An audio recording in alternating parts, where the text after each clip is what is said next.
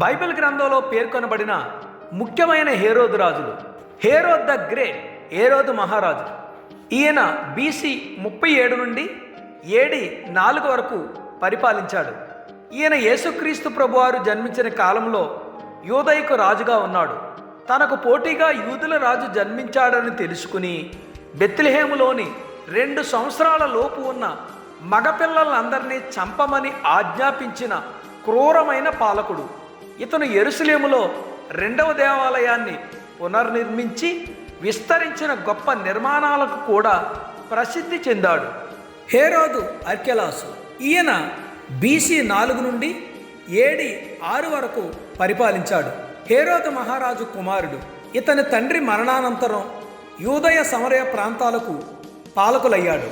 ఇతని క్రూరత్వం కారణంగానే ఐగుప్తు నుండి తిరిగి వచ్చిన యోసేపు, మరియా బెత్లెహేముకి వెళ్ళడానికి భయపడి దేవుని నిర్దేశంతో గలిలయలోని నజరేతులో స్థిరపడ్డారు. మత్తయి సువార్త 2వ అధ్యాయం 22-23 వచనాల్లో చూడొచ్చు. హేరోదు అంతిప. ఈయన బీసీ 4 నుండి AD 39 వరకు పరిపాలించాడు. హేరోదు మహారాజు యొక్క మరొక కుమారుడు. గలిలయ పెరియా ప్రాంతాలకు అధిపతి. బాప్తిస్మమిచ్చి యోహానును చెరసాల్లో బంధించాడు. ఆ తర్వాత హేరోదియా కుమార్తె సొలోమి నాట్యం కారణంగా అతని తల నరికించాడు. మార్కు సువార్త 6వ అధ్యాయం 15-29 వరకు చూడవచ్చు. యేసుక్రీస్తు ప్రభువారిని విచారిస్తున్న సమయంలో పొంతి పిలాతు యేసు గలిలయవాడని తెలుసుకుని విచారణ నిమిత్తం ఇతని వద్దకు పంపాడు. లూకా సువార్త 23వ అధ్యాయం 7-12 వచనాలు. హేరోదు అగ్రిప్ప 1.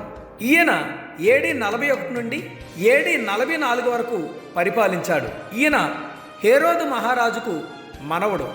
అపోస్తల కార్యముల గ్రంథములో హేరోదు రాజు అని ఇతన్నే సంబోధించారు. ఇతను అపోస్తలుడైన యాకోబును ఖడ్గంతో చంపించి పేతురును చెరసాల్లో బంధించాడు. అపోస్తల కార్యములు 12వ అధ్యాయం 1-5 వచనాల్లో చూడవచ్చు. ప్రజల నుండి దైవ పూజను స్వీకరించినందున దేవుని దూత వచ్చి ఇతన్ని మొత్తగా పురుగులు పడి మరణించాడు. అపోస్తల కార్యములు 12వ అధ్యాయం 21-23 వచనాలు.